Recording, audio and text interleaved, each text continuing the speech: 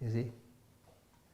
And my own personal understanding is majority of the people all over the world are good people. And I believe you are all good people. Majority.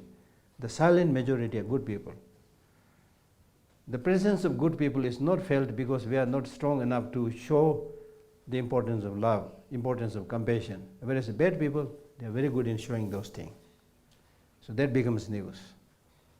So it's important that we stand together, make our presence felt, make the good things that we do understood by the people, so that there's no room, or the bad people don't dare to enter into that environment and doing bad things. So there's a lot of things to do, Anyway, to make a long story short, His Holiness's teaching is primarily, if possible, help others. If not possible, don't harm others. So simple. And he also summarizes the Buddha's teaching by saying the Buddhist philosophy is interdependent relation, and the Buddhist way of life is non-violence. We need to live a non-violent life because we are all interconnected. In democracy, as we say, what touches all must be affected by all. Right? So this probably has nothing to do with a particular traditional religion, religious practice.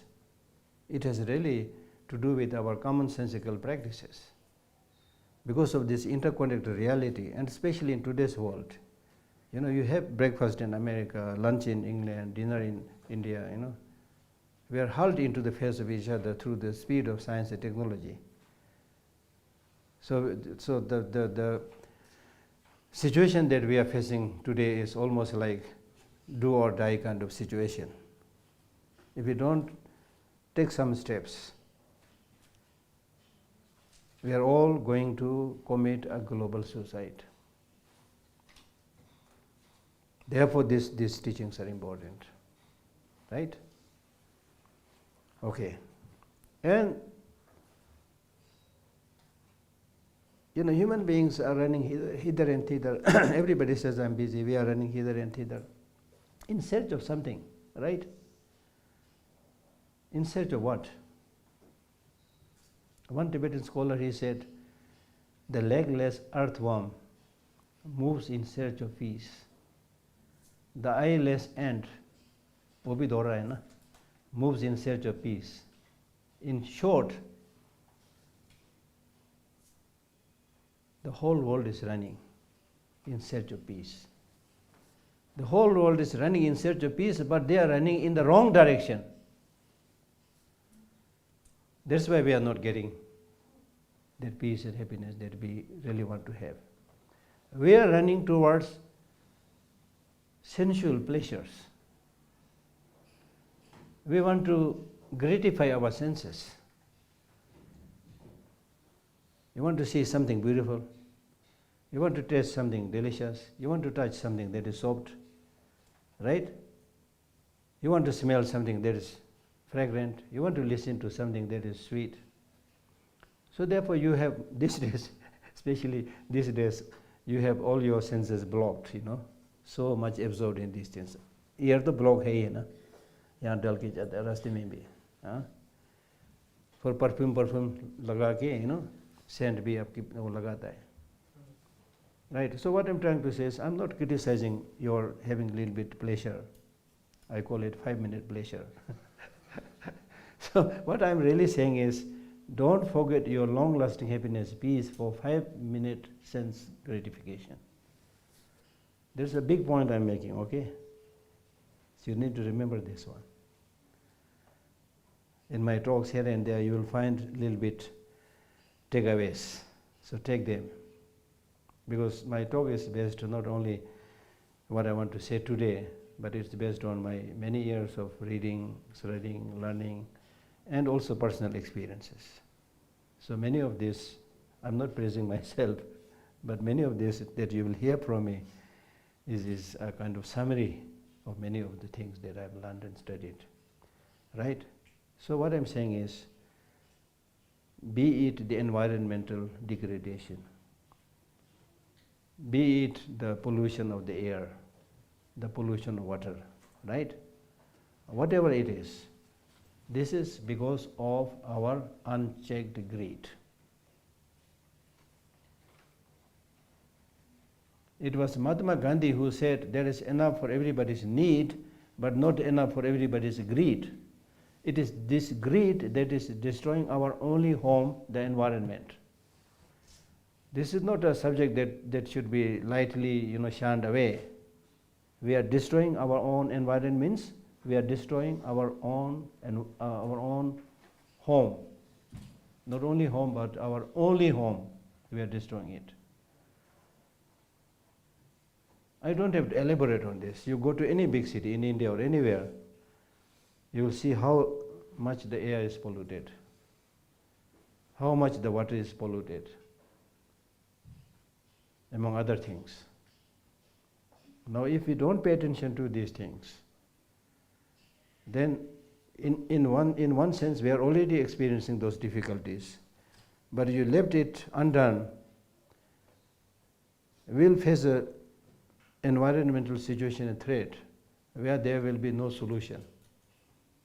It is much, much worse than the COVID-19 experience. COVID-19 experience was a horrible experience, but because of scientific development and so forth, it is not like the epidemics that we experienced 100 years back. Suddenly there was a vaccination available, treatments are available, right? But if you reach a stage where there is a shortage of water, is there a vaccination to solve shortage of water? It's horrible. Unfortunately, people don't think about it. People think, chalega.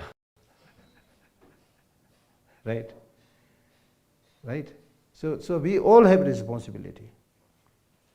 So these are the things that the Gurukul students, wherever you come from, wherever you are going to do, I think that you need to spread this kind of message. Because at the end of the day, we all want happiness. I've asked this question 100,000 times. You want happiness? Everybody says, I want happiness. So I'll ask this to you again. Do you all want happiness? Yes. How many days? हाँ? देखो तो बोलता कुछ और है, करता कुछ और है, So this is the problem. And we don't even think that we want long-lasting happiness in our normal, day-to-day life.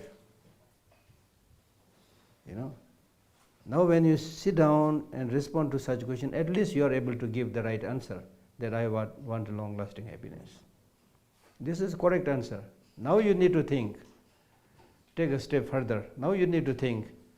It's not enough to say I want long-lasting happiness. From where the long-lasting happiness will come? कहाँ से आएंगे? From where do you think that long-lasting happiness will come? From money? From God? From your relatives? From where do you think it is going to come? हाँ? जोर से बोलो यार. हाँ? हाँ? खुद से आएगा. From oneself. What can you elaborate on this? खुद से आने का मतलब क्या है? What do you mean when you say that long-lasting happiness will come from within? What do you mean? Desires खत्म हो जाएंगे तो long-lasting happiness है. This is one example. This is one example. So long-lasting happiness coming from within doesn't mean that you develop some positive attitude and sit there, don't do any work, and then the खाना पीना सब ऊपर से आ जाएंगे आपके मुंह में. ऐसा नहीं बोल रहा है. I'm not saying this. I'm not saying this. Nobody stupid will say this, right? But what I mean is, long-lasting happiness will come from within means how much happiness you experience, how much peace you experience, how much suffering you are able to remove is very much dependent upon your mental perspective. आपके सोच विचार के ऊपर निर्भर है. So therefore, the right mental perspective should be the mental perspective, a mental outlook, which is in harmony with the law of nature.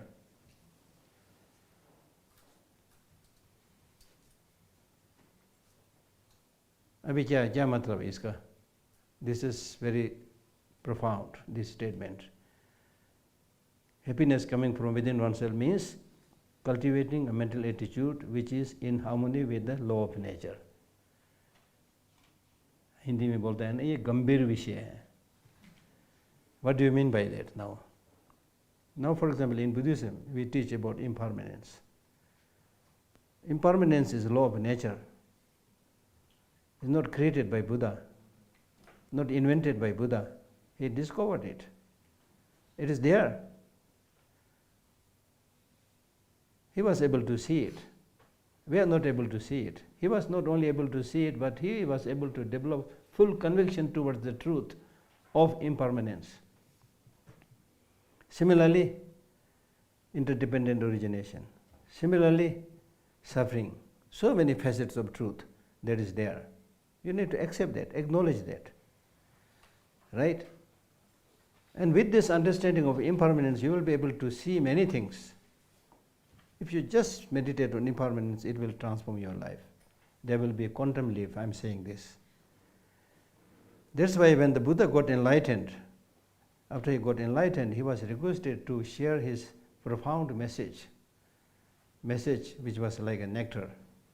He was requested by both the human beings and the celestial beings. Buddha did not accept to give the teaching. He said, I found something that is profound, peaceful, free from fabrication, unconditioned. To whomever I teach it, nobody will understand it. So don't disturb me. Let me continue my meditation. He did not teach for 7 weeks, even after repeated request. And then finally, when he agreed to give the teaching, the teaching that he gave us, the famous Four Noble Truths, which is simply said, if you want happiness, happiness is a cause. If you don't want suffering, suffering is a cause. So it's not enough to say that I want happiness. So the Buddha was saying, if you want, yes, I know, I have been watching. And he was watching as a prince. He was watching the farmers doing the farming every year, enough to sustain themselves for 1 year. Next time again they have to do this, and a lot of problems, Farming is a gamble in the monsoon. Then insects being devoured and killed by other bigger, birds and animals, things like that. He saw all this cycle. Probably the word samsara, cycle of existence, probably came from there. Of course, later on it got a deeper idea, deeper notion, right? So then Buddha was really thinking, people really want happiness. People don't want suffering, but they have a lot of suffering. They don't have much happiness. So what should we do? Then he said, happiness comes from cause. Suffering also comes from cause. So if people don't want, suffering, they need to find out the cause of suffering and don't produce that cause of suffering. Then they will be happy. Very simple. Of course, it is very deep. We can go very deep, but on a simpler level, this is what he was saying. So scientific, so logical. And people want happiness, and there is a cause for happiness also. If they just identify the cause and conditions of happiness and cultivate it, they will be happier. You see? Now we don't do it because of ignorance, avidya. As Shantideva says in his Bodhicharya Avatara, even though we want happiness, but because of ignorance, we destroy our own happiness as if it is our enemy.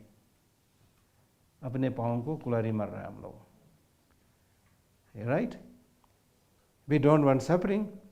We have this wish to shun suffering, but we keep on running after suffering. So keep on running after sensual pleasures is actually like running after suffering. Very simple. Right?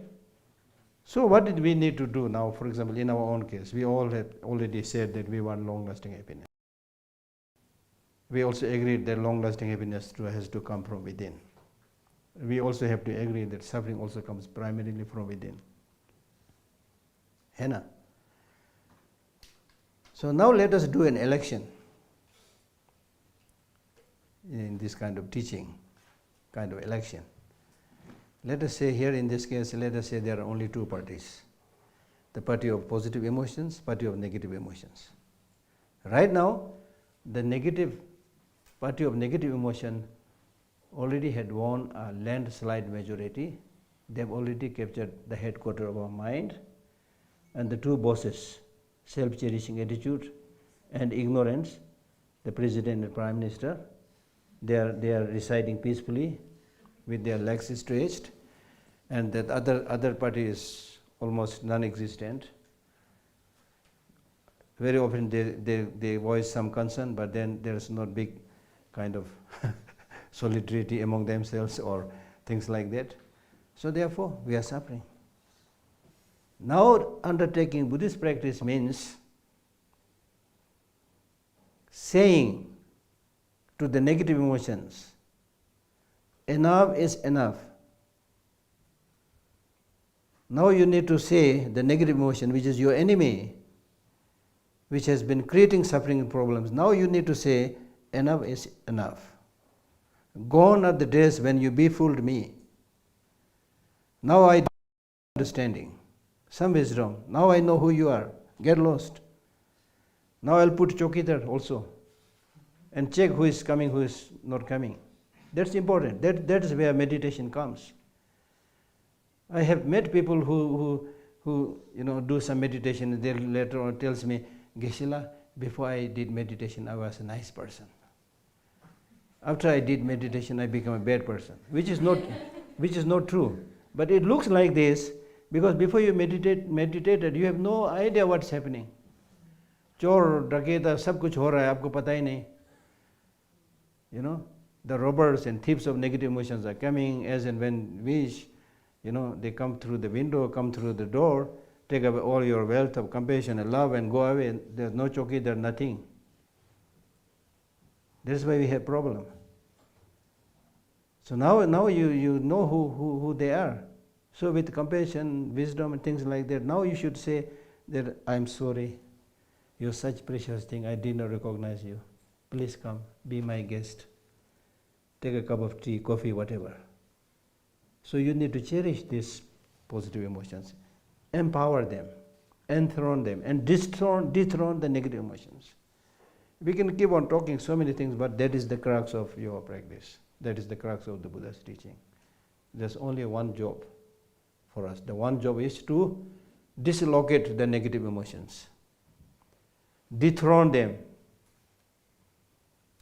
and enthrone and empower the positive emotions.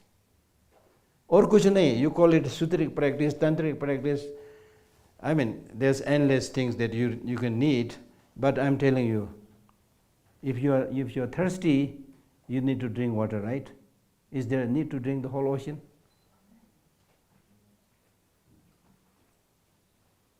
Is there a need to drink the whole ocean? There is no need, and you can't drink also. तो हम लोग ऐसे ही कर रहे हैं. Unfortunately, our lifestyle is we keep on asking questions, never implementing what we already know. And I fully trust that you also know so many things, but the problem with you and with me is we are not implementing it. We are not making any effort to removing and lessening the negative emotions, and we are not making any effort in strengthening the positive emotions. That is, Hindi में बोलता है ना, यहाँ हम लोग मार खा जाते हैं.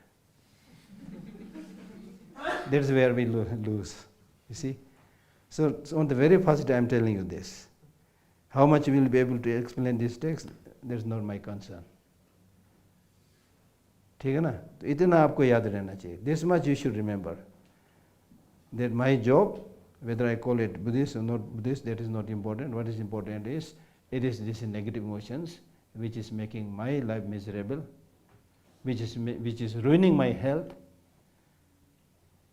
You see, your health, physical health, mental health, everything is dependent primarily upon your mental attitude. Harmony in the society, happiness in the society, everything is dependent upon your mental attitude. So therefore, make a promise to lessen the negative emotions like anger. To make this point more clear, for example, anger is a negative emotion. Now tell me whether anger is good or bad. Is anger good or bad? Huh? Bad. Because we are from Asia, so we say bad. In science, they don't say it is bad. In science, they say all emotions are necessary.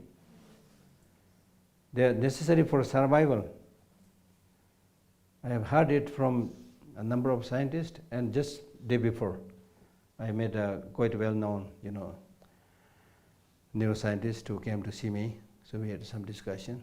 He was also saying that anger is destructive, but there are occasions when it can be useful. There can be reasons why you are angry, things like that.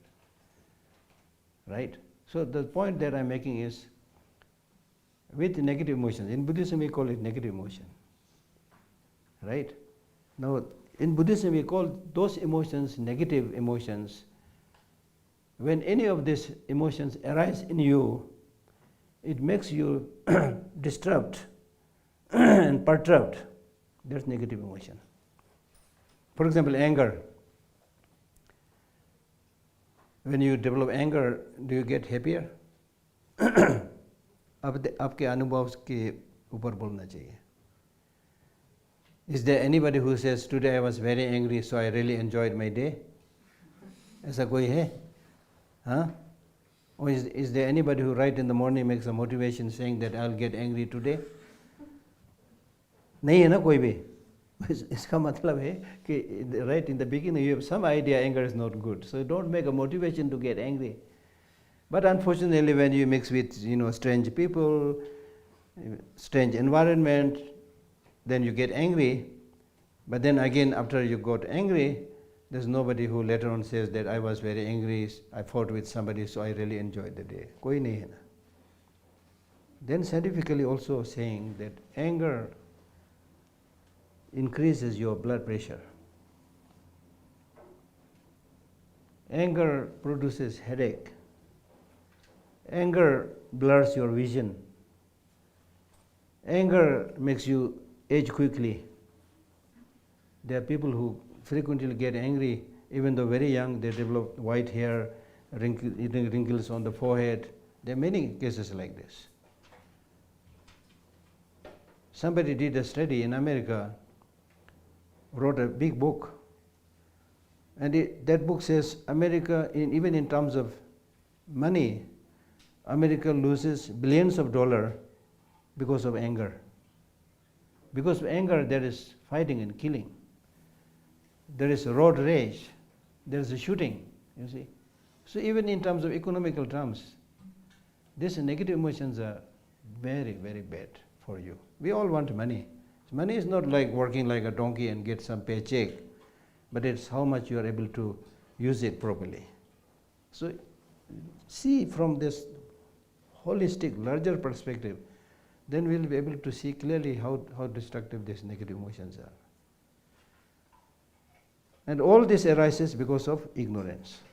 Ignorance basically means not able to see the reality as it is. As it is, nahi dekhta hai hum log. Now scientists, they are saying that unfortunately our brain is made up in such a way the brain has no capacity to see the reality as it is.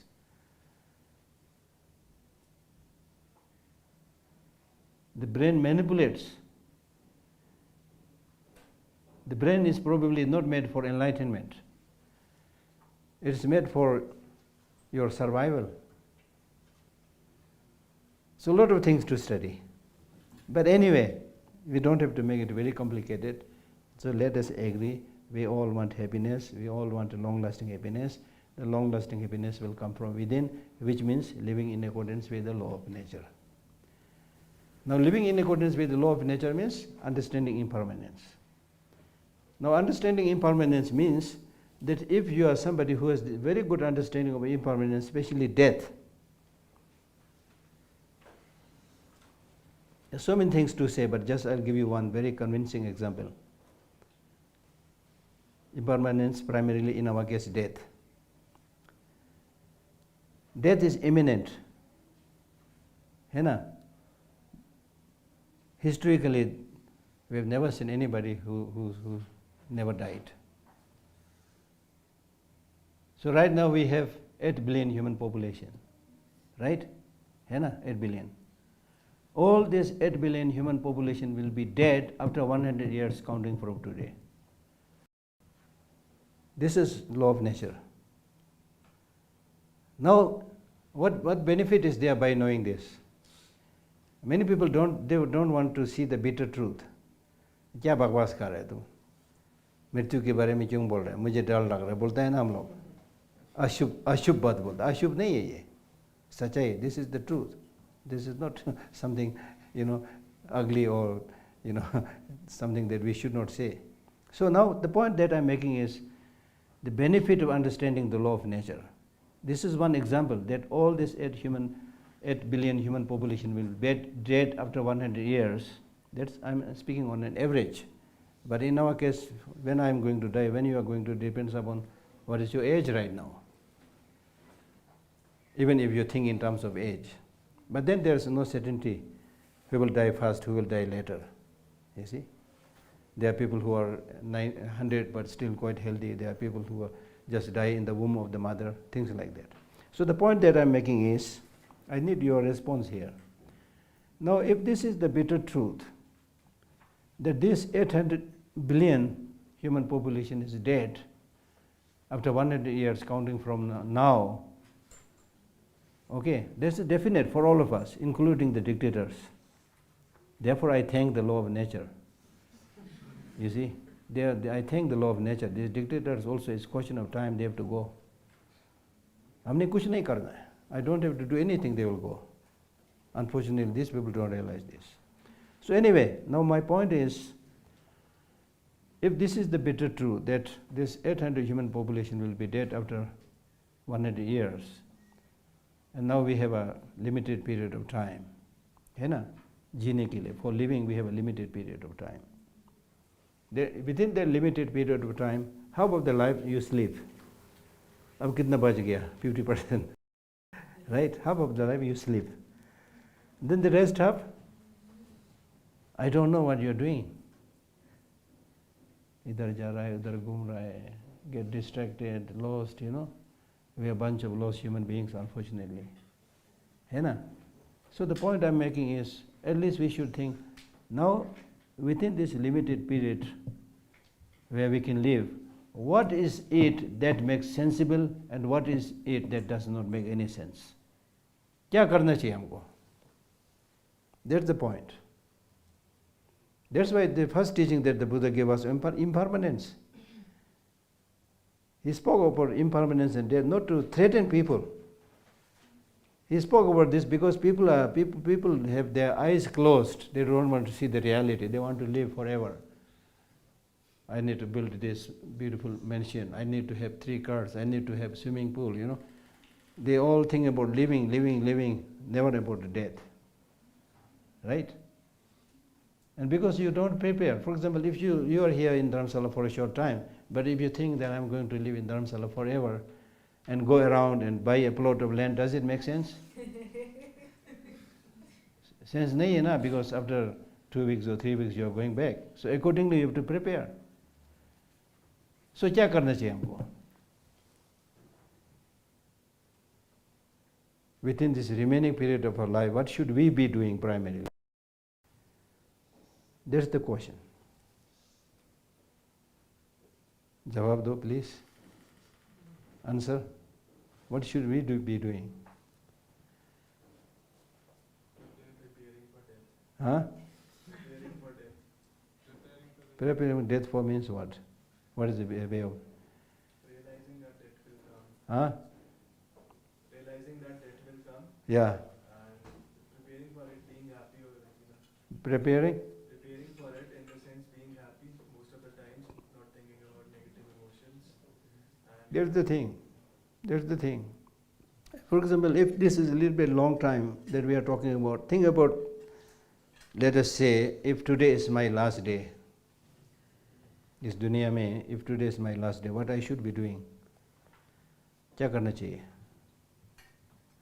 झगड़ा करना चाहिए? Today is my last day, definite. I'm going to die tonight. So what should I be doing? Fighting with other people? Engaging in exploitation? Engage in bullying? Engage in corruption? All these 100,000 stupid things that we do doesn't even make any sense at all. Once a mother and her son came to see the Buddha. The Buddha looked at the young son and said, "Oh, you have only 1 day to live." This young son was kind of completely shocked, mesmerized, clung to the skirt of the mother and cried and wept. Anyway, they left. So because he has only 1 day to live, the morning, the half of the day, the morning, he spent visiting his relatives and others with whom he had fallen, with bad feelings. I'm going to die, the Buddha said I'm going to die. So please forgive me for all my wrong and things like that. Then after lunch, the Buddha came to see them. Then the Buddha asked his son, what did you do this morning? Did you harm anybody? His son said, I only wanted to live. How can I afford to do anything wrong? Then the Buddha said, Shabash, good, good. That's what I wanted to teach. I don't know how long you're going to live, I have been meditating on these things for 20, 30 years. And you did this meditation just for one morning, it will change your life. That's what I'm saying. Therefore, by understanding the law of nature, your life will be transformed, especially the impermanence, your life will be transformed. And when you live in accordance with the law of nature, you will be much, much, much happier also. Happier because the so-called death is change of the body. There is no actual death. There is no death to the mind. The mind goes from life to life. So if you live a life right now which is positive, which is non-harming and so forth, then that way of life, that mind picks up that way of life, that habit. The mind habituated with such positive ways of life goes from life to life and happy all the time. Because this is the wealth that you have accumulated. Now those of us who don't have that understanding, we only pursue ephemeral pleasures. We only look after the body. कौन सा कसरत करना चाहिए, कौन सा योगा करना चाहिए, हाँ? मन में कुछ नहीं है, खाली दिमाग शैतान का घर बोलता है, कुछ नहीं है. That's the problem. Okay, so this is what I want to say as a way of introduction. Then this book that you have, written by Rendava, a very famous teacher, famous practitioner. So this book you should read, because in the beginning it also gives it explains the story of Nagarjuna, the king to whom he wrote this letter. In different commentaries there are different names of the kings.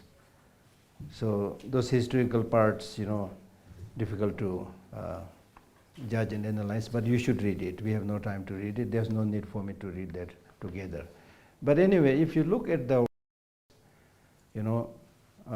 written by Nagarjuna, you will be able to see that he was one of the exceptional, thinker, logician, philosopher. And that's why in Tibetan Buddhist tradition we call him the second Buddha. And especially his teaching on interdependent origination and emptiness, shunyata. Right? But this book he has written to his friend, king, who is a lay person, who is a good person, good practitioner, but a lay person. So he was basically, he wrote this as a letter, kind of letter. He did not write this as a text. So there are some of the features which you normally have in the beginning when you write a text, that is not here. Okay, so we'll read this together. Verse 1. Virtuous one, worthy by nature of the good, I have composed this. Okay.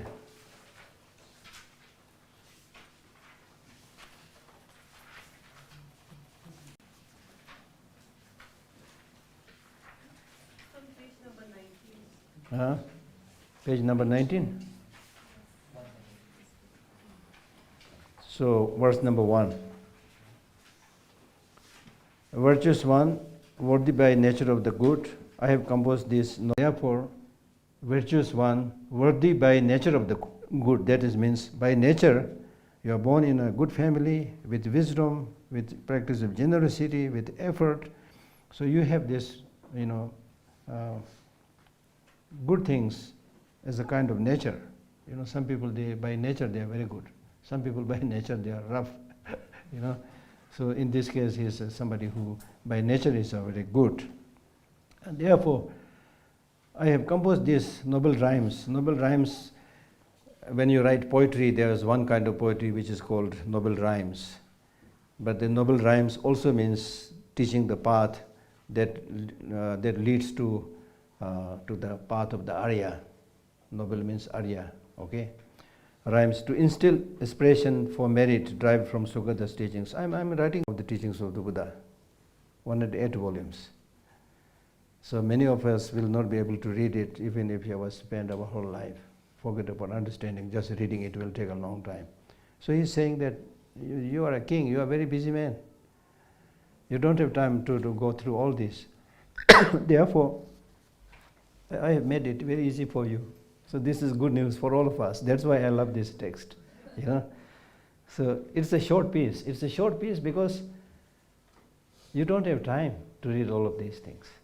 And we also, like the king, we are also busy, right? So we have no time. We have time for many other things, but not for practice. So which you should heed. And then he is saying, as in the verse, wise men venerate figures of the Sugatas made from wood and such, whatever they be like.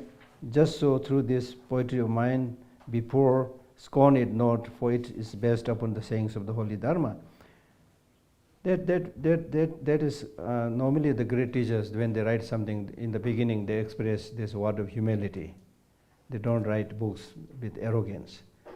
So therefore he is saying that you are wise men, so the words that I have written here may not be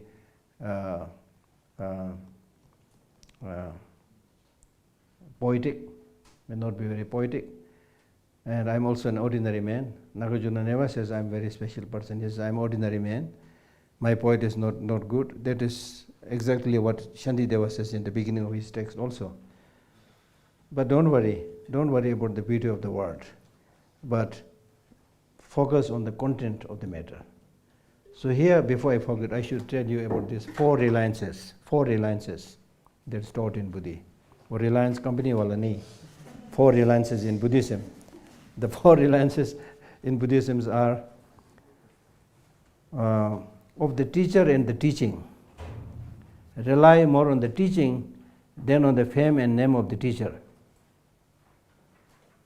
Okay? Then when you rely on the teaching, rely more on the meaning than on the beauty of the word. That's what he's saying. My words may not be very poetic, but the contents are what the Buddha taught, so they are precious. So when it comes to relying on the teaching, rely more on the meaning than on the beauty of the word. When you rely on the meaning, rely more on the definitive teaching and not on the interpretative teaching. That means when Buddha gave the teaching, he gave two levels of teaching, the interpretative level and definitive level. It's like the aim is to make you a PhD student, but you have to start from kindergarten. You can't teach all these profound things to everybody. The definitive teachings, you can't share it to anybody. So therefore, there is a level of teaching which is called interpretative. For example, when this Ajat Shatru, he killed his father, and then he experienced depression, did not find any solution. Then somebody suggested, you go to Buddha, he might help you. When he goes to the Buddha and shares that he has killed his father, then the Buddha said, nothing to worry, father and mother are to be killed. Because he had trust in Buddha, he came back to his senses, was able to overcome depression, and when his depression was gone, then the Buddha said, come, I'll explain. When I said father and mother are to be killed, I'm not talking about killing your physical father and mother. I'm talking about killing ignorance, which is like father, and the negative action, which is like mother. So this is called interpretative teaching, skillful ways of teaching. So when you listen to the teaching, pay more attention to the definitive teaching than on the interpretative teaching. Okay? Now when you try to understand the meaning of the definitive teaching, rely more on the primordial wisdom than on the grosser level of the mind, gross mental consciousness. Okay? So that's basically what he's saying. Just as wise men venerate figures of the Buddha, Sugata means Buddha, made from wood. If you are men with wisdom, then you respect all types of Buddha's image.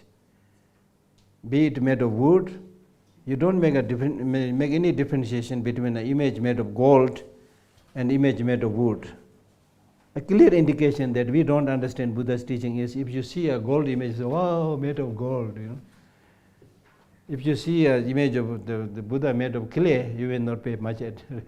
But here it says, even not only it is made of clay or other things, but even if the size and shape and proportion is not very good, but still, if it is image of the Buddha, you should pay respect. Wise men venerate figures of Sugata made from wood and so forth, whatever they be like. Similarly, though this poetry of mine be poor, I may not be good in writing poetry, don't scorn it, because it is based upon the sayings of the Buddha, the holy Dharma. Okay.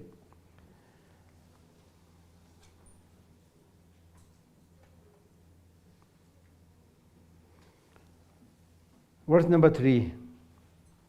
So he is basically saying, based upon the sayings of the holy Dharma, he is actually not saying that I'm writing something totally new. I'm just repeating what the Buddha is saying.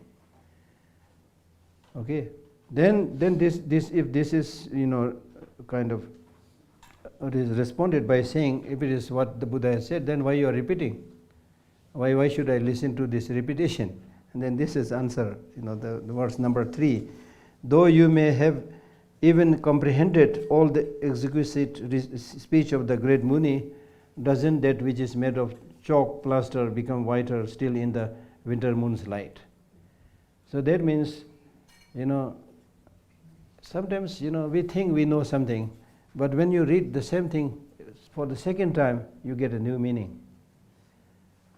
And not only that, in this case, he has really summarized the Buddha's teaching in a very in a nutshell, very easy to understand. Take the example of tourists who visit Taj Mahal. They go to visit Taj Mahal, especially in the evening when there is proper moonlight. So on the one hand there is moonlight, on the second hand Taj that is built from white marble.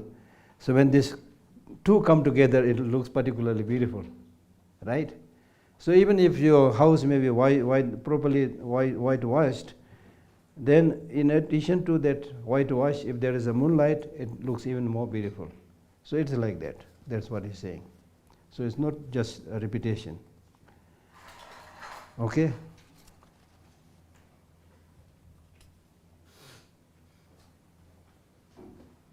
So in short, he is saying that the teachings of Buddha are scattered into so many texts. It's very difficult for us to get the essence. So therefore, I have collected and summarized the essence here. Very easy for you to practice. So these are like preliminary. Now, when we read about the main subject of the teaching, then he talks about two things which are preliminary practices. The first preliminary practice is developing faith. Verse number 4. The Jinna proclaimed the six remembrances. Remembering Buddha, remembering Dharma, remembering Sangha, remembering generosity, remembering morality, and remembering the deities. These are called six remembrances. Recall each of their several virtues. Recall them, remember them.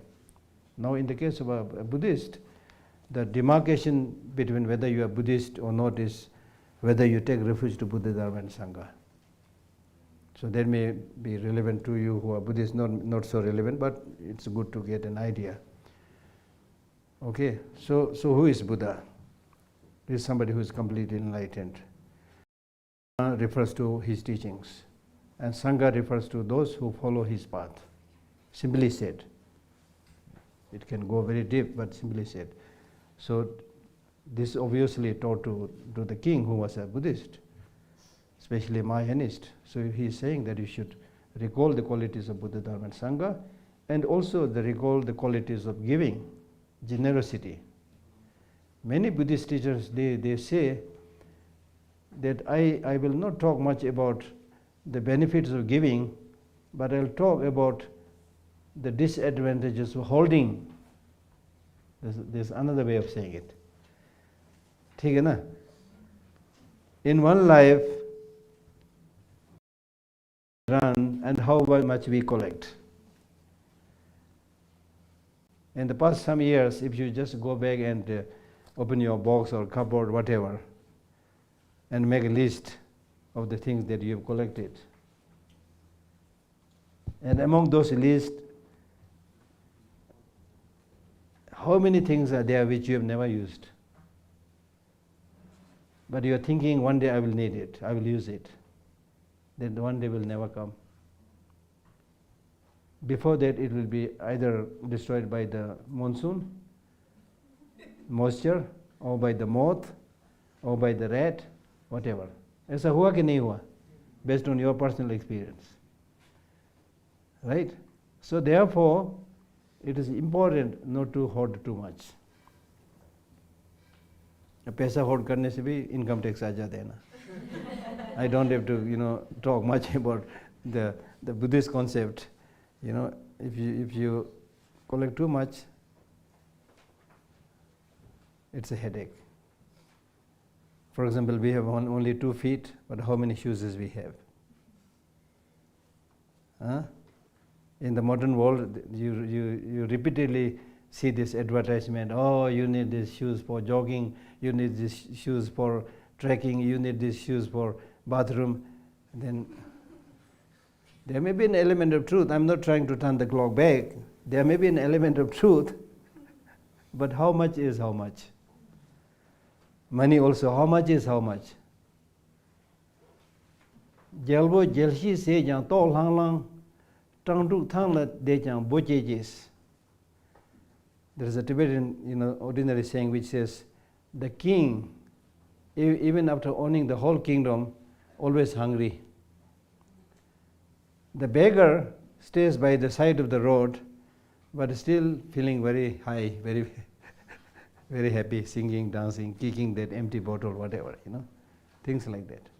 So there should be some contentment. That is what he is saying.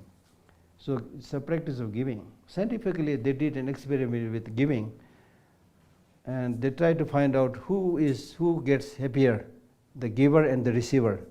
Interestingly, they found the giver actually gets more happiness than the receiver. You see? Scientifically, they did an experiment with that. And of course, one day we have to give up everything. So why not now? When you are helpless, you are dying on your deathbed, and then if you say, oh, I give you everything, what else you will do? So don't wait until to that point. Right? We help those who don't need, who are in need of many things which you are not using. Giving. Then morality. Morality is like a ground. Without the ground, we cannot build anything. You cannot stand, I cannot stand, building cannot be constructed, trees cannot stand. So without morality, no other qualities can be developed. So what do we mean by morality? Morality basically means 3 things. One, restraining the negative deeds.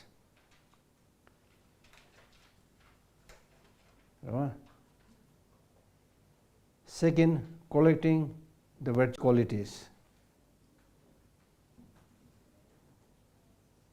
Third, benefiting others, helping others.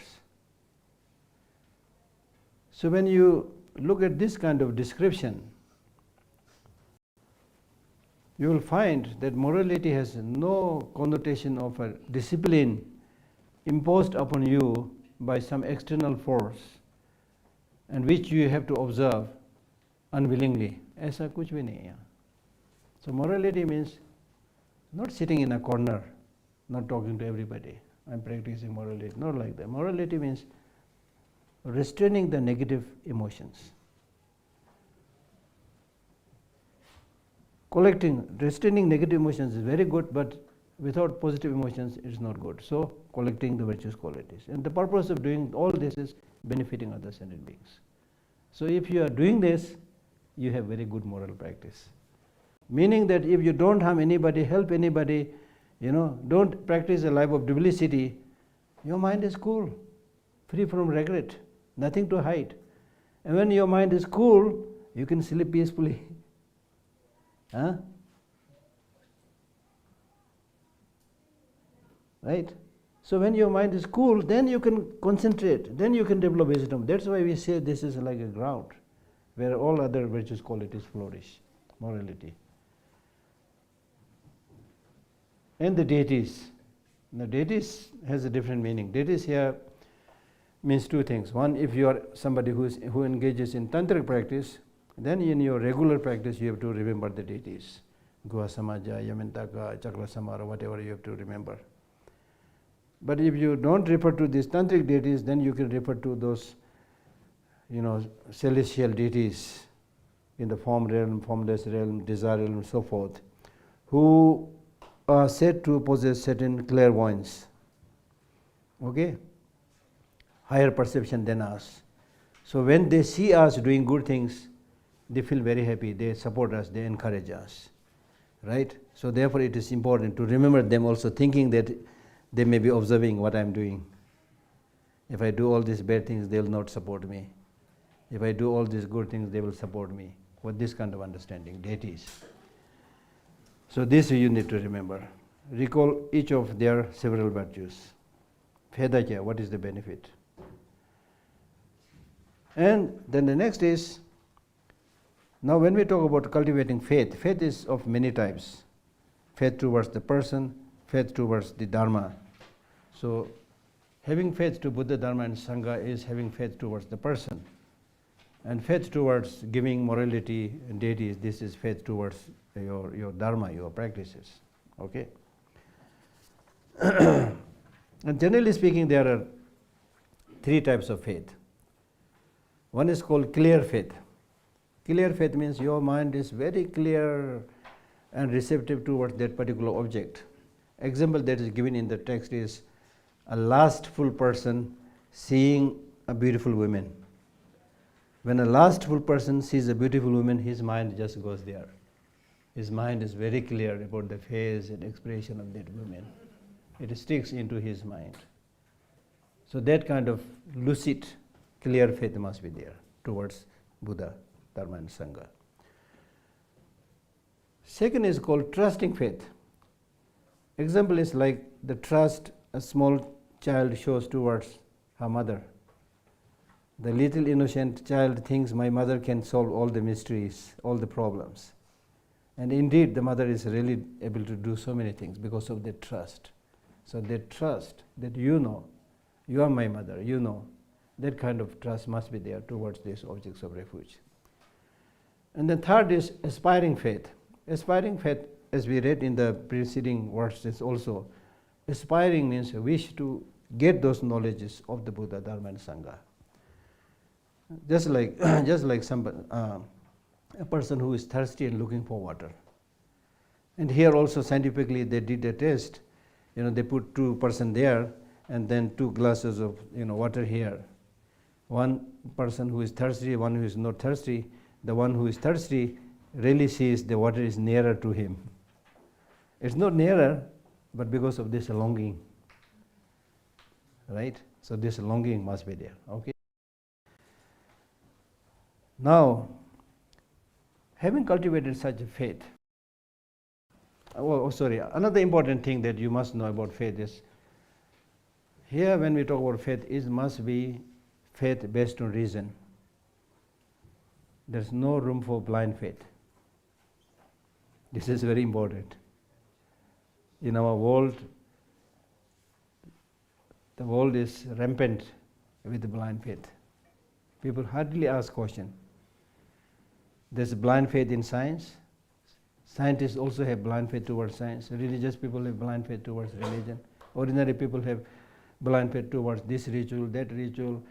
Pray to this God, this deity. All your problems will be solved. God is there. Have faith. All problems. From our side, we do nothing. Is the problem solved by God like that or Buddha? No. So therefore, what is encouraged in Buddhism is faith based on knowledge, faith based on reason. Faith based on reason and knowledge will be unshakable faith. If you don't have that kind of unshakable faith, today you will listen to this person. Tomorrow you will listen to that person. And you have no personal stand. And therefore the speed of your spiritual travel will be very slow. You will be going this direction, not forward. Okay? So having developed such a faith, what should be your conduct? What should be your way of life? Practice these 10. Practice constantly the 10 parts of virtuous karma in body, speech and mind. Abstain from intoxicants and likewise take delight in a virtuous livelihood. So this is very important. Practice the 10 parts of virtuous karma. That means not killing, abandoning killing, abandoning stealing, abandoning sexual misconduct. These are 3 physical misdeeds, non-virtuous deeds. And then verbally, telling lie, abandon lying, abandon divisive talks. Divisive talks means going between 2 people and saying nasty things to divide them. And then harsh speech. Harsh speech. Pata hai na, harsh speech. Then gossip. We are very good in gossiping. Gossip looks like non-harming, but it wastes such a time, such huge amount of time. These are the 4 verbal misdeeds. Then mental covetousness, which means wishing that I get his property, her property. Covetousness. And then harmful intention, wish to harm others. And then finally wrong view. Okay? This also you should read in the book. I am not going to explain in detail. But these are very important. So basically saying physically, verbally, mentally, don't harm anybody. Okay?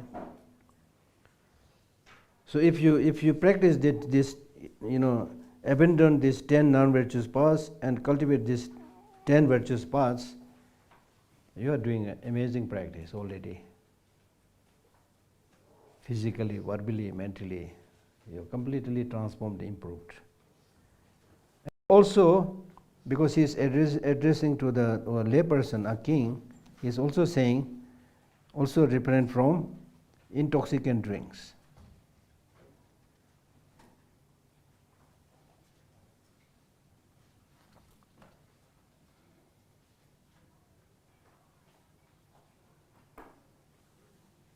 Because if you take intoxicant drinks, you will become careless. There are many people who have completely destroyed their family because of engaging in intoxicant drinks. And we are, in a way, we are already intoxicated. There's no need for you to. We are intoxicated by negative emotions.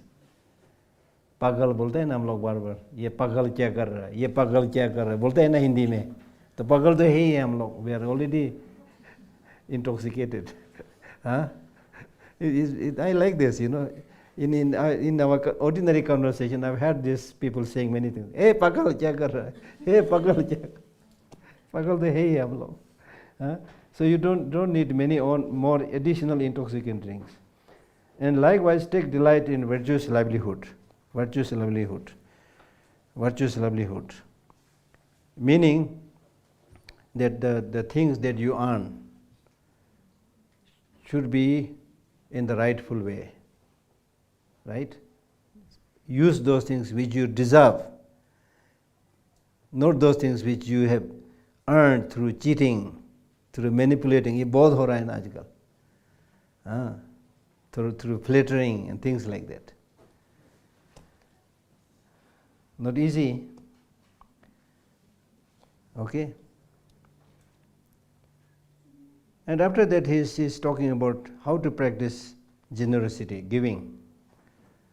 He talks about the reason that you should practice giving, to what object you should practice giving, and what is the manner and process of practice of giving. So he says, recognizing wealth to be ephemeral and is insubstantial. Exert yourself properly in liberal acts towards bhikkhus, brahmans, the poor, and friends. For the future, there is no better friend than liberality. So that means the reason that you should practice giving is recognizing wealth to be ephemeral and insubstantial. I mean, even if you look at some of these mobile phones, some of these technological products, one mobile phone that you had 2 years back becomes almost outdated because of the change of technology. फिर बार बार हम लोग बोलते हैं ना, I need to update my mobile phone. Right? We are good in updating mobile phone, but not updating ourselves. है ना? So what I'm trying to say is, many of these things that you use today becomes irrelevant, especially if you're somebody who are crazy and run after the so-called fashion and things like that. Everything will become outdated, of no use. Then also, there are many other ways that you can lose your wealth. So therefore, they are ephemeral. You can't take your wealth with you everywhere. Not only you can't take this with you when you die, but also when you come to Dharamsala. Did you bring with you all your belongings? सब कुछ उठा के आ गया truck में डाल के नहीं ना. So you can't take this. And especially it's so interesting to see this at the airport. Buddha has been saying this a long time back. We never listen. Now at the airport they say, Madam, sorry, excess baggage. I'm telling you, if you don't listen to this wisdom, this will be the result. Buddha has been saying this a long time back, excess baggage, you can't take everything, don't have too much attachment to, things, relatives and so forth. He has been saying this for long. Nobody listen. Now you are punished at the airport. Hena? So, therefore ephemeral and insubstantial. Insubstantial means if you misuse it, you're not going to get anything from that. So use that wealth also properly, sharing it with those who are in need. At least those that you don't need, share it with others. And they are insubstantial because it's definite that we have to get separated from them. But if you practice generosity and giving, then the next life you will have more wealth, more happiness, more success. And as far as the object of practicing, so that's why he's saying exert yourself properly in liberal acts. To whom? Towards bhikshus. Bhikshus means those who have qualities. Bhikshus here not referring to everybody who calls themselves bhikshu and wears this robe, but to those who are really qualified. है ना, अभी पाखंडी भी बहुत है ना हर जगह. So again you have to खोबरी इस्तेमाल करना है. You have to use your brain again. To whom you should practice giving. आंख मूंद के नहीं, ठीक है? अच्छा, फिर then bhikshus and then brahmans. Brahmans means those people who may not be a bhikshu, not an ordained person, who is a householder, but who is also doing good practices. Okay? Brahmins are not those who perform some yajna or rituals, fire puja, but who are really, practitioners. And then poor, those people who are without food, without clothing. That's what I'm saying. You see, you may have many things which many people don't have at all. So you can share that. And friends, he has used the word friend, but this basically refers to your relatives, parents, people who are kind to you. For the future, there is no better friend than liberality. So in terms of your process of giving, your motivation, your conduct, everything should be good. Next is morality. You should practice a morality unbroken, not debased, undefiled, untainted, uncorrupted. Morality was declared the foundation of all virtue, just as the earth is for all things moving and unmoving. I have explained this earlier. I've explained this earlier, but I'll explain this first few words.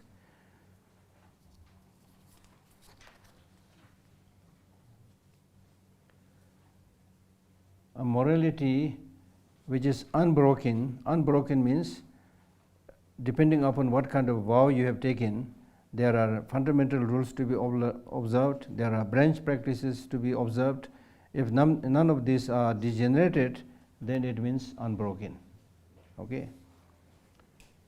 And then second is not debased. Not debased means, even if you are practicing morality, but it's not very strong. If it's not very strong, then your practice will be debased with the arisal of negative emotions like attachment, harmful intention, and so forth. So in this way your morality will be debased, it will be belittled.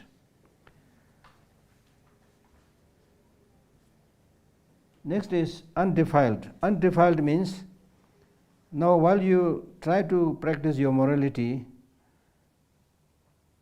it's important you cultivate positive counter forces so that attachment does not arise, anger does not arise. So if these things does not arise, then it's untainted, it is unmixed. That's the meaning. Untainted. Uncorrupted.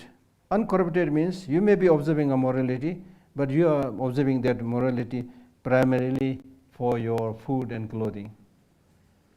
For example, if there are people who are not willing to do any work, हम लोग बोलते हैं ना आराम का खाना चाहिए जिनको, those people who want easy livelihood, then they look around, oh, in this community the monks are respected very much, you get free food, then suddenly you change your clothes and bed jata, then you get free food. You see, so that should not also be there. Okay.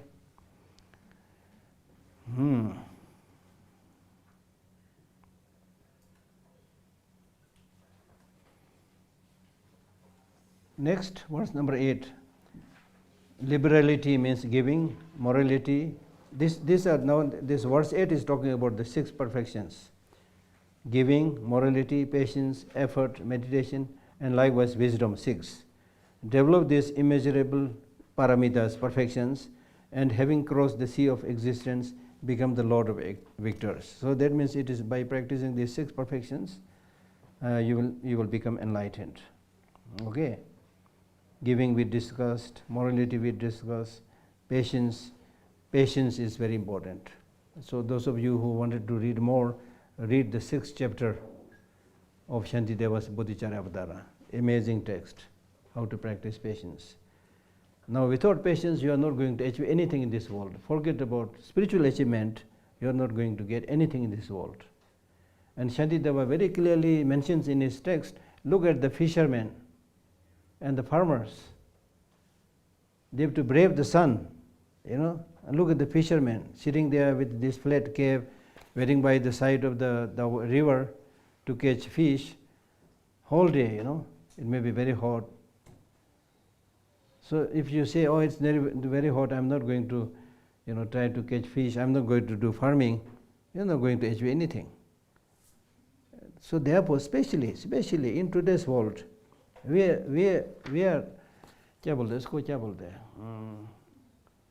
very kind of softy, very soft now, very vulnerable. We are not ready to undergo any hard work. And because of not doing anything manual, you get sick. Most of the time you are sitting on the chair, and this chair is now, they call it killer chair. You see? So I tell my staffs that you should get up at least, after 1 hour. Even if you're reluctant to do any exercise, but at least get up. So maybe for you also time to get up. You want to get up? No? Okay. So, right? Thank you, Lhakdor.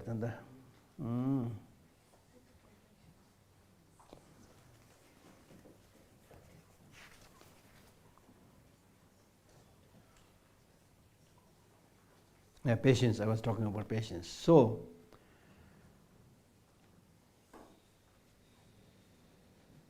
patience means not being bothered by harms.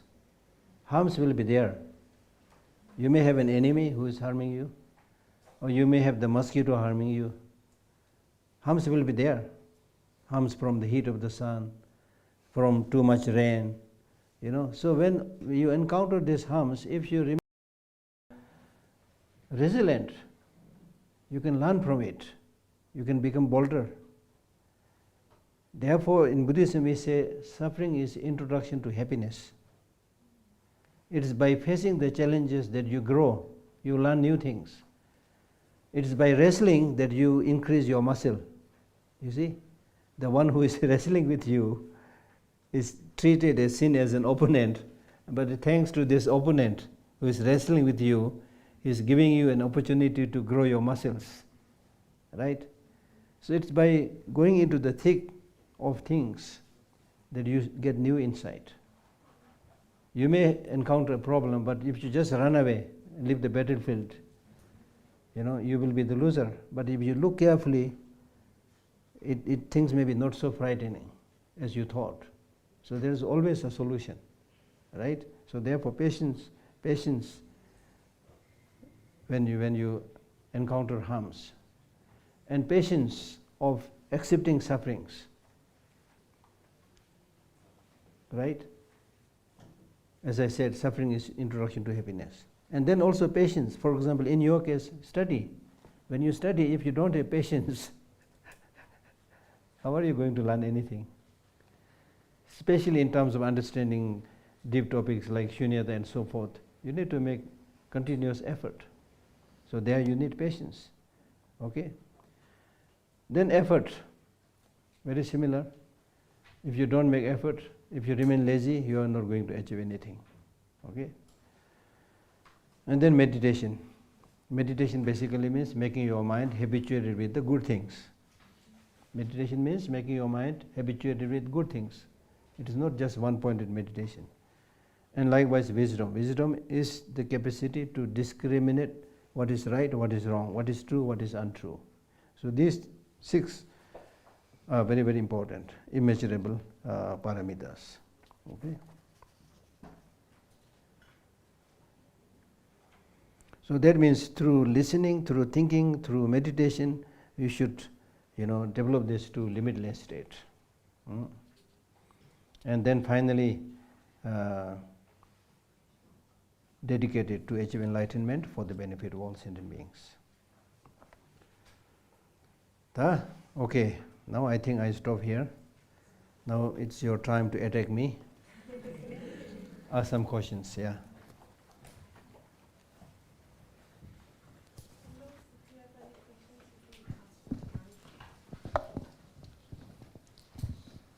Hello, my name's Kapish, and I have 2 questions really. The first one is, does the self have free will? And if it does, then how effective is it? And if it doesn't, how does that play in with ethics and morality? And the second question is in relation to Dasasila.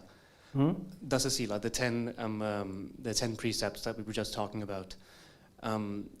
Intoxication, the 10th one was to abstain from intoxication of any kind, right? Substances and intoxication. So is the problem there with consumption or with intoxication specifically? First was correct. What was first question? Does the self possess free will? Self-possess, I think free will, yes. Otherwise you will not have come to Dharamsala. How effective do you think our will is in terms Depends upon how much you train it, right? So the point I'm making is you can always make choices, but we normally not make much choices. We let ourselves run by the current, carried by the current. That's why we are not able to come out of samsara. So you can make choices, you can think, yes. Your question, you are asking this question because we have this very strong notion of karma. So karma is not fatalistic. Karma means action, right? Action will have reaction. So it is up to you what kind of karma you want to perform. Yes, there are certain karmas whose products you're already experiencing, nothing much you can do. For example, if you're already missing your left leg or something, if that is the product of your karma, there's nothing much you can do. But otherwise you can change. Second question was? The 10th precept, is the problem with consumption or with intoxication with substances? Anything that is intoxicant makes your mind unable to function, right? I think it was Subhash Chandra Bose who said, wine is get to the hell. And he said that when you get intoxicated, you are unable to differentiate whether that lady is your wife or your mother. Right? So this is very, very harmful. Very, very harmful. Yeah. Yeah.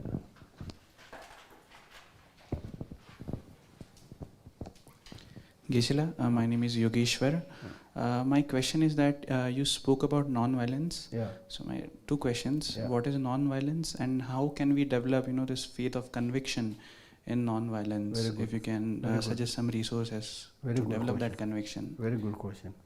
As I already mentioned, if we look at our physical structure, we are non-violent type, not the violent type.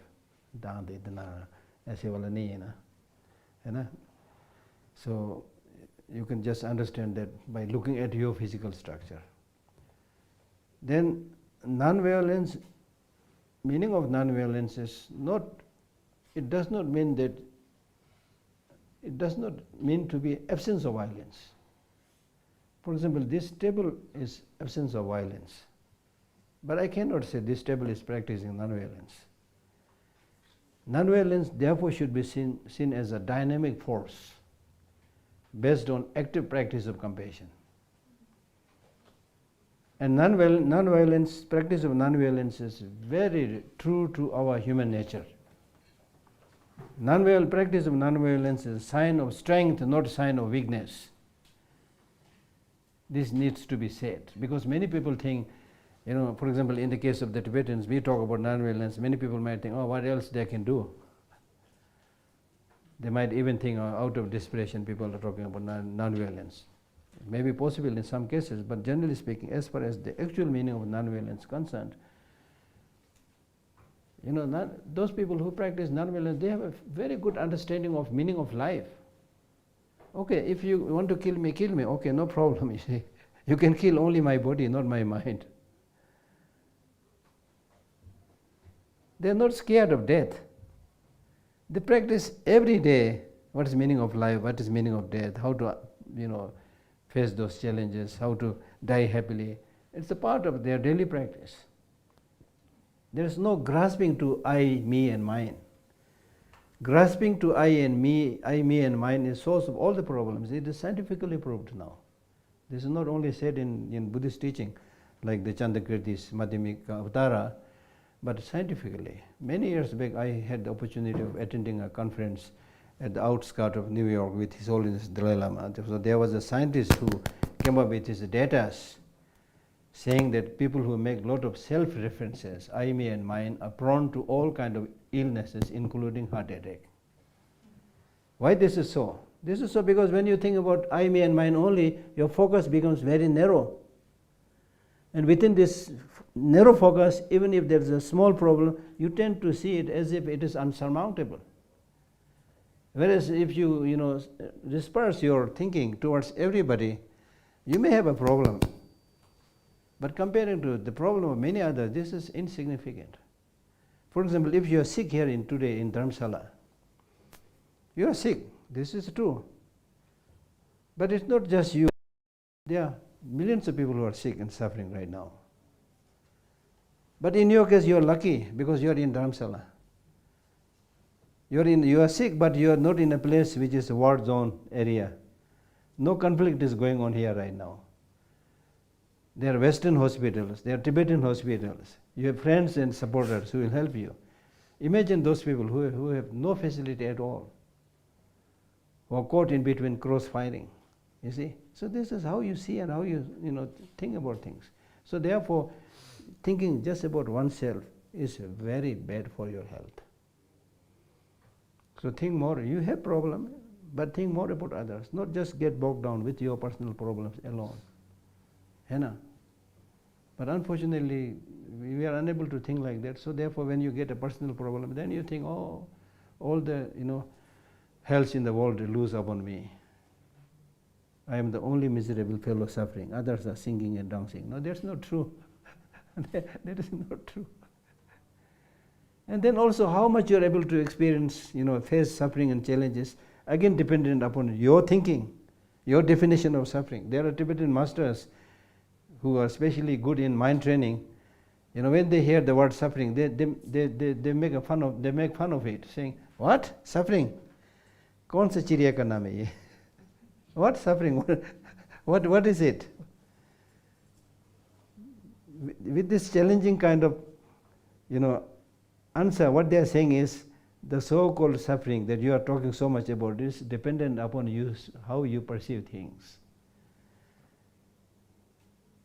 The very, very difficult, challenging things that the acrobatics and others who want to become world champion, how much difficulty they are experiencing. But they don't see it as suffering. They are accepting it. I have to do this to get the gold medal. And they happily do it. So it's your mental attitude primarily. Right? So therefore, non-violence is a sign of strength, not a sign of weakness. Those who resort to arms and ammunitions, who flex their muscles by showing the nuclear bombs, they are weak. They are coward. They are not able to do anything as a human being. They are not able to engage in dialogue. They are not able to engage in reconciliation. People, for example, if you had a verbal conflict, misunderstanding with somebody, those people who run out of reason, they will resort to violence. Those people who have the reason, look, wait. Don't get so angry. I will explain. You see? So those people who run out of reasons, they resort to arms. They bully people. See? So therefore, it's very, very important to understand the meaning of non-violence. It's a very dynamic force. Yeah. Hello. Tesli Ginla. Ginla, I have been thinking about this question for quite some time now. So where do I make the distinction between superstition and the devotion that I have for someone? So how do I make the... As I said already when explaining faith, devotion should also be based on knowledge, on reason. You see? If you don't have proper understanding, it's good neither to say bad or good or anything. That's why many a times Shantideva in his Bodhicharya Avtara, he says, if you are able to get angry, remain like a piece of wood. Don't say anything, don't do anything. You see? Right? So devotion and faith are very important, but I don't think it's good to have blind devotion, blind faith. Okay? So therefore, when you use your reason, then all this superstition will go away. And that's a result of study. For example, in my case, I don't claim that I'm a scholar or anything like that, but I studied. I did study a lot of Buddhist texts, still studying. So because of this little knowledge that I gained through study, I think I'm one of those people who have very less superstition. And you will be shocked and surprised, because many people expect, oh, he's a monk, he must have this devotion and faith. मेरे पास नहीं है वो. So therefore I am strongly against blind faith.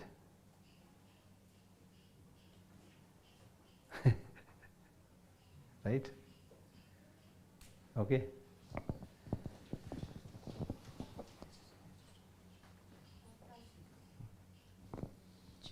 Tashidile Gishana. So I have a long list of questions actually, but so I'll start with probably 2, 3. So the first one was like you mentioned that suffering and happiness has a cause, and you also mentioned that we have probably given negative emotions a seat in our mind, and probably that's what causing suffering. So, but then negative emotions or positive emotions also have a cause, right? Yes. So what is the ultimate cause which is causing any of the above? Ultimate cause And, is, let me answer this. Okay.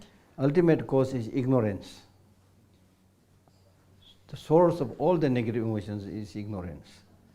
If you look at this painting at the entrance of the library, we have this Bhava Chakra, the wheel of existence. The center, the 3 poisons, is represented by 3 animals. And the tail of the 2 animals are coming from the mouth of the pig. Pig symbolizes ignorance. So attachment and hatred also comes from ignorance. For example, because I am ignorant about the reality of those people who I love, who I like, because of this I exaggerate these people, saying that, oh, he is such a wonderful person, my brother is so wonderful, my sister is so wonderful, my wife is so wonderful, she is the perfect wife. You know, you exaggerate the good things in the people who you like. Because of this exaggeration, you develop obsession with that person, you develop attachment with that person, you get stuck with that person, you don't want that person die, you don't want get separated from that person, you get stuck there. So therefore attachment is compared to a drop of oil that falls on a white piece of cloth. You get stuck there, difficult to separate it from there. So this is how, based on ignorance, you develop attachment. Then the so-called enemy that you don't like, you don't only see that enemy as horrible and negative, but you tend to see this enemy as 100% negative, incorrigible. I cannot have dialogue, negotiation with this person. How can I have dialogue with the Chinese leaders who destroyed my country, who kicked me from my country, when I have not committed anything wrong? That's how we ordinary people think. But people who have understanding, like His Holiness, he says, no. Let us not talk about the past history. Leave the history to the historians. Let us talk about future. You see? Let us talk about future. Like take the example of European Union. Germany and France, some years back, they were ready to cut each other's throat. They were sworn enemies. Now because of wisdom, insight, reality, European Union, same monetary system thing, this is wonderful. Then the collapsing of the whole Eastern European countries from communism, you see. Things like that. Things like that. So people who have wisdom, they always talk about negotiation, dialogue. There is no enemy with whom you can't talk. The enemies are also out of ignorance. So they don't hate the enemy, they hate the ignorance inside that enemy. Right?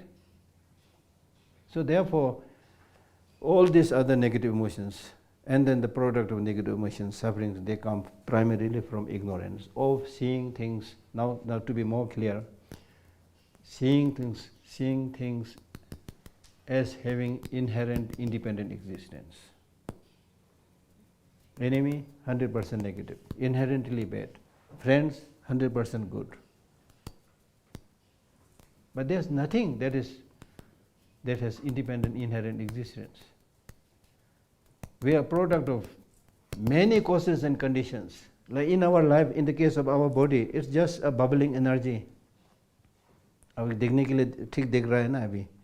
you scrutinize a little bit, see through a big microscope,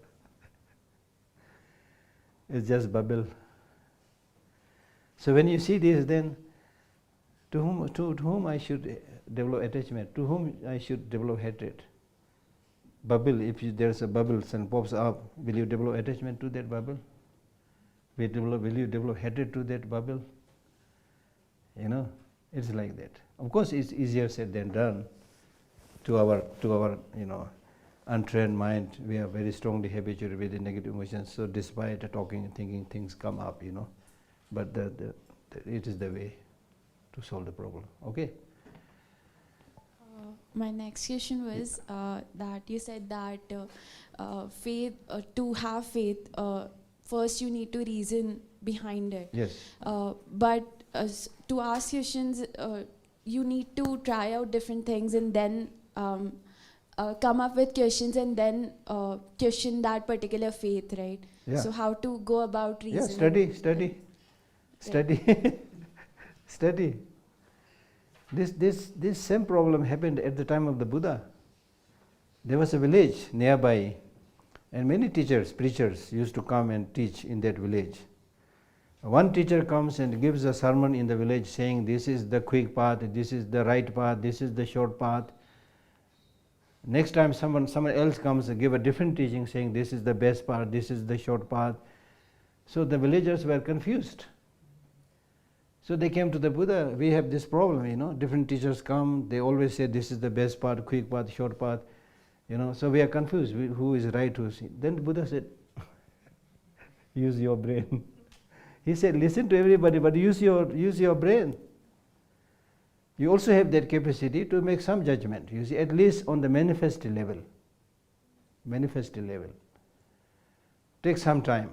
So therefore, when you try to find a teacher, also don't just run towards that person saying, oh, he's so good, he will be my teacher. No, take time.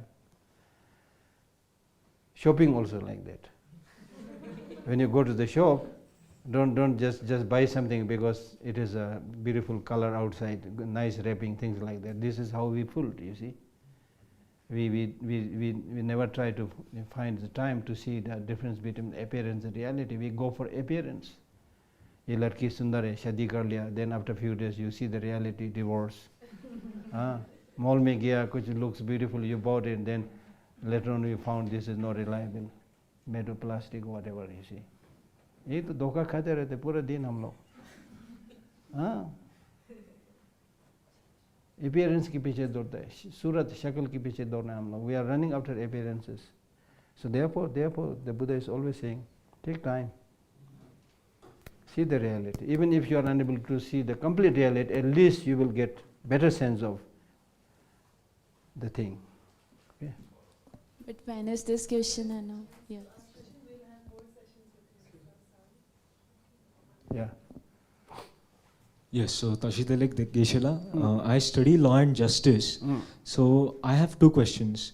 The first is, how does Buddhism view crime? And do you think criminals can be reformed? Criminals can be reformed, of course. Therefore in Buddhism we say, make a distinction between the wrongdoer and the wrongdoing. This is very important. This is explained in Shantideva's Bodhicharya Avatara. Make a difference between wrongdoing and wrongdoer. Wrongdoing is wrong. But because of this wrongdoing, you should not, say that this person is bad. Always give an opportunity for that person to join or continue to remain, as a member of the rest of the society. The problem with us is, when some other people make a mistake, we tend to, call that person as negative and bad because of the wrongdoing. But when you make a mistake, then you say, I'm sorry. You see, you make a distinction between your wrongdoing and yourself, and always try to justify, I just slipped. As a person, I'm good. So the Buddhist teaching says, no. It's similar with everybody. Everybody makes a mistake. There's nobody who doesn't make a mistake. So always give an opportunity for that person to become, a good member of the society by saying, what you did was wrong, but I know you are a good man. He will not get offended. We all mistakes. You also made a mistake. So you should change it. Right? So don't try to ostracize people from the society. This is how the so-called terrorists come into being, when you ostracize people.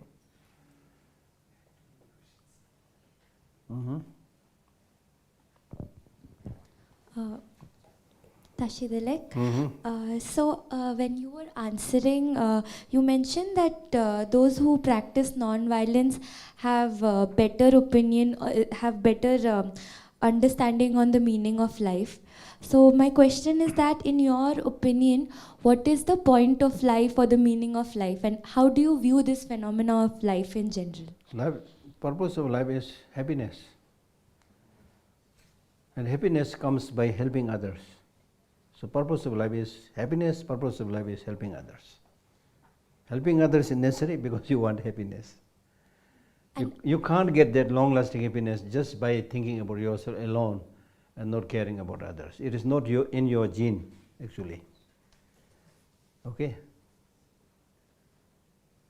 And how do you view life? Like, how do you view this phenomena of life that we are experiencing? Life is continuity. Not only human beings, rocks have life, plants have life. So life means the duration between its coming into existence and until it is dissolution. That duration is called life. But as I said, in our case, because of the continuity of the mind, there is not only this life, but there is continuous lives. So we should not only consider the purpose of this life, but for many lives to come. Okay? Thank you.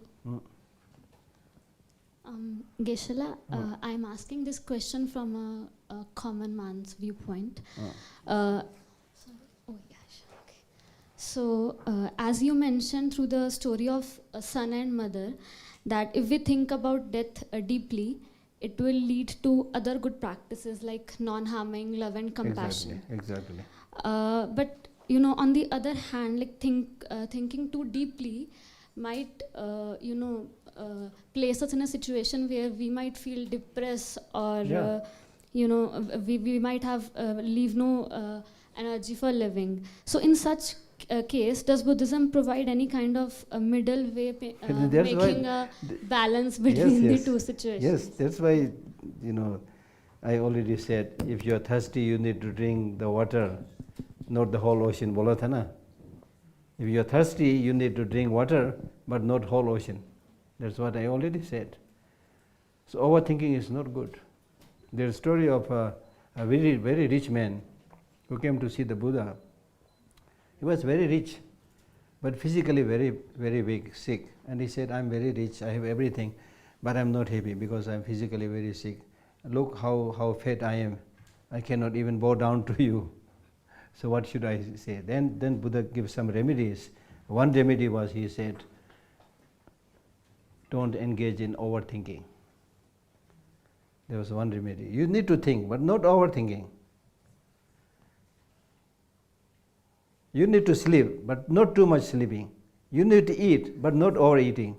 Overeating, oversleeping, overthinking, not good. Overworking also. Had se jyada bolte hain na hum log. That's why middle way. Because Buddha did this experiment, when he practiced the life of austerity. For 6 years, he nearly killed himself.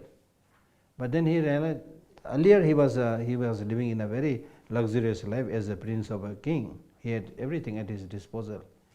Beautiful women surrounding him, nice swimming pools all around, gardens and everything, all the luxuries that anybody can afford at that point of the time. So he saw that this again is like a barricade. Because when he just left the kingdom and looked outside, he saw so many people suffering from poverty and things like that. He saw death, aging, and so forth. He said, okay, this is just a temporary shield, befooling myself, thinking that everything is okay. Everything is not okay, see. So therefore he decided to live that luxurious life and undertook that 6 years practice of austerity. And then there he also realized that this is one extreme. Then he started eating, drinking, and then he came with this philosophy of middle way. Don't need a life of luxury, and also don't need a life of poverty. So both in your speech, both in your physical activities, in your thinking, it should be middle way. Okay? Thank you for your time, Geshe.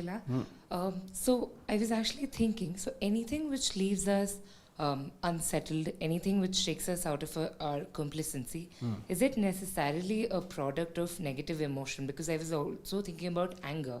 Because in political protests or resistance movement, rage is considered to be very productive, which keeps you on, which stops you from giving up, and which is very central to the quest for justice as well. So rather than following like a dichotomy of like positive and negative emotions, are we looking for the idea of balance and excesses, as you mentioned about even thinking, overthinking? And a quick question would be, I've never figured out how to stop overthinking, or where do you pull that limit that you stop thinking at this point of time when you start doing something. So these were the two. So as I said, you need to follow the middle path.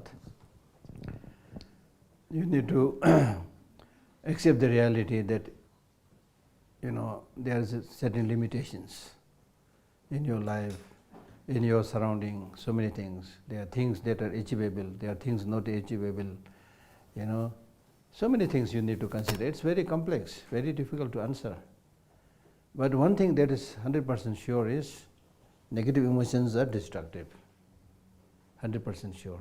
In your political activity, political activity, since you broached that subject, I don't hesitate in sharing this with you. You see, the political people who always use nasty words towards each other, with anger, with hatred, is it really helping them? Forget about helping others. I don't think so.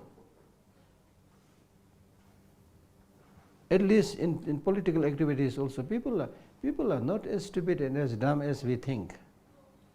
Their conscience is not completely dead, even today. Whichever country I'm talking about, they are watching. Look at this some of this, not all of them, some of the political people, they don't hesitate in lying, have no sense of shame, no sense of fear, no sense of honesty, no sense of justice. They just say anything they want to say. And the result is neither good for them nor good for others. So many of these problems are a result of unchecked expression of uncontrolled wild emotions. So whichever field you call it, that's why His Holiness the Dalai Lama says, we call politics dirty politics. He said politics is not dirty by itself. It's the human beings who make it dirty. Similarly, religion also will become dirty religion. The religion by itself will not become dirty, but people who misuse religion will make dirty religion, you see. So it's us. So therefore I always say, if you want to bring a change in the world, the change will not come from science. Change will not come from religion. Change will come from human beings. So if human beings don't change, now these days we are so excited talking about artificial intelligence. Who is manipulating artificial intelligence? Who invented artificial intelligence? As we are living in a very funny world. We don't realize all the amazing capacities that we have within ourselves, and we are very fascinated the small things that artificial intelligence can do. We are focused completely with this mobile phone, what the artificial intelligence, the signals and messages sent by artificial intelligence. Wow. Inside completely hollow. So therefore the magic and mystery is here, which we are not why we are not exploring that? Because we want to fiddle with something concrete, when you talk about your mind, you don't see anything concrete, So therefore you forget it. That is the root cause for our problem in the world. So now it is high time that we explore our inner resources.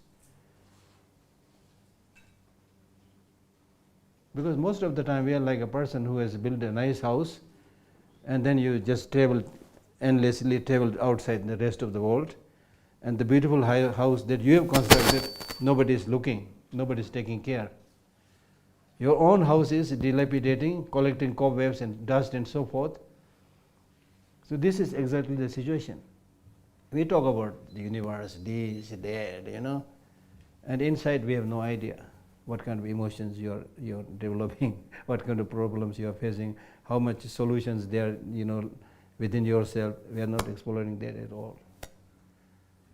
Right? So I always say that the problems, the multidimensional problems that we see in the world are clear indication of starvation of human mind. खाना नहीं दे रहा हम लोग, शरीर को दे रहा है खाना, बार बार अभी खाने वाला है. Very soon we are eating, huh? So there is a breakfast, there is lunch, there is dinner for the body, but for the mind, what are you giving to the mind?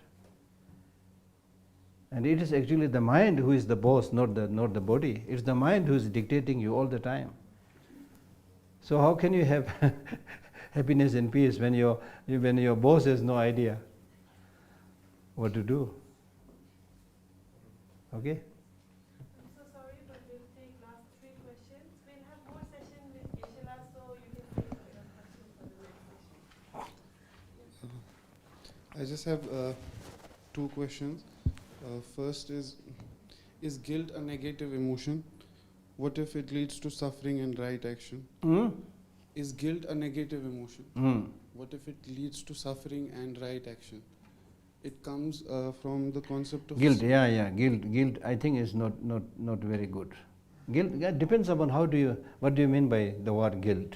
I was going to say that this question. But if you do something wrong and then feel guilty about it, that's okay.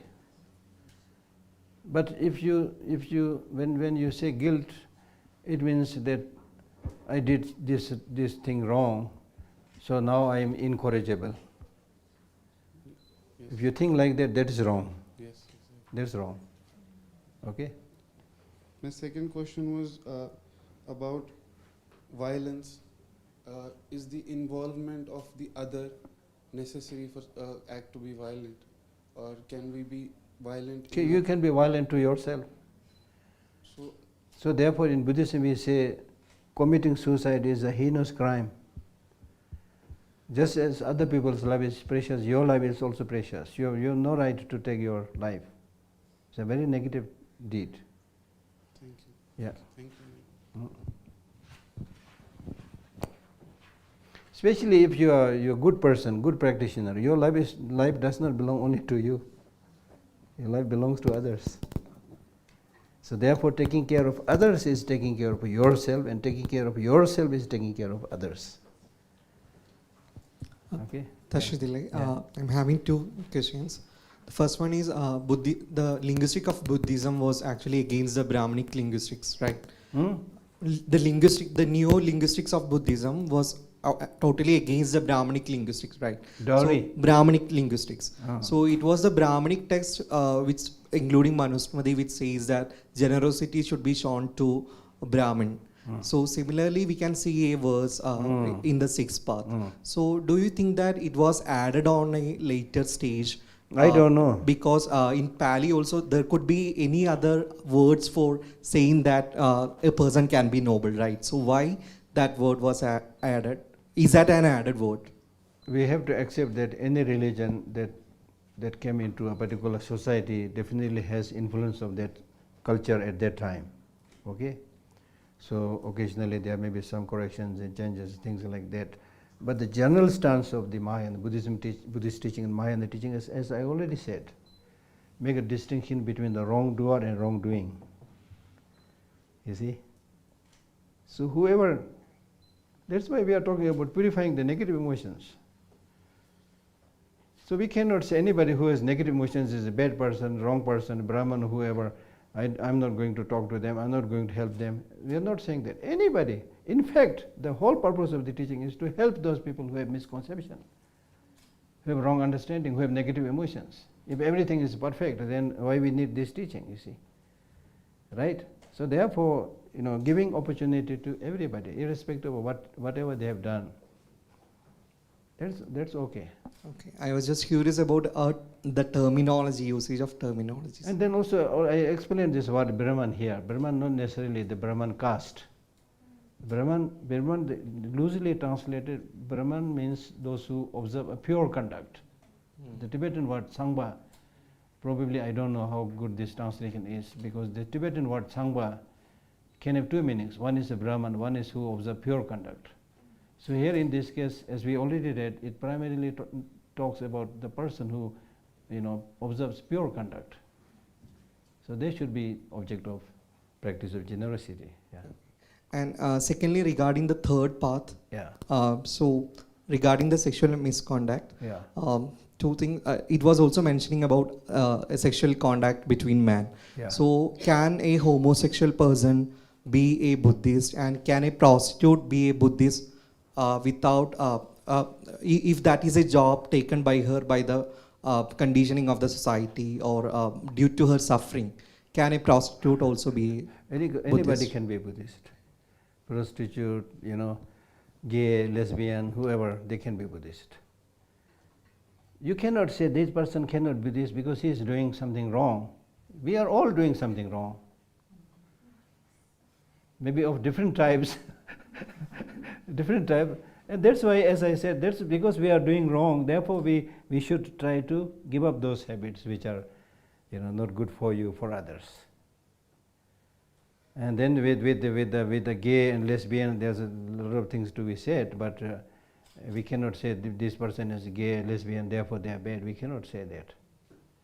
Properly, if that consentment between the two persons, lesbian or gay, is based on non-violence, mutual agreement, who can stop that? But if it is like any other thing, if it happens through coercion, violence, then wrong, of course. Right? That's what I feel, yeah.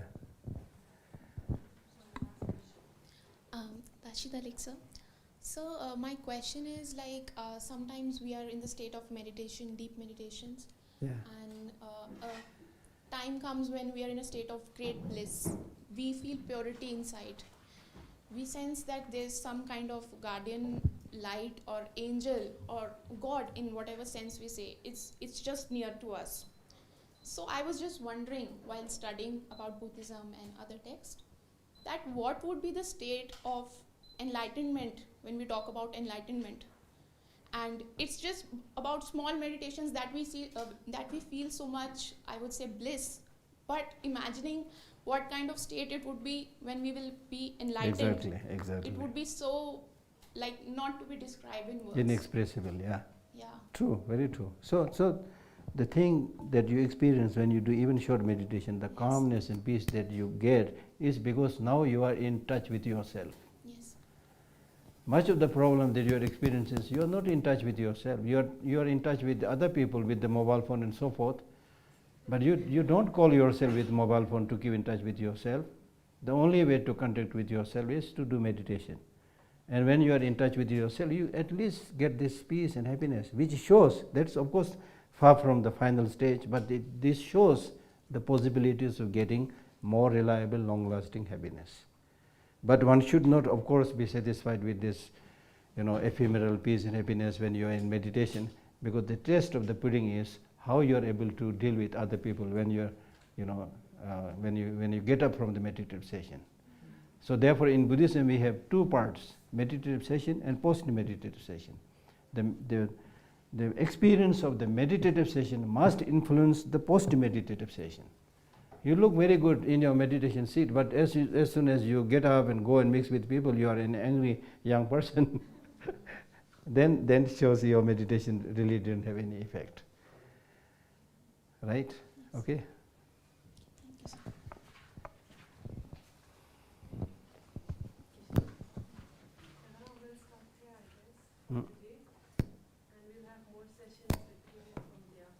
Day after, yeah.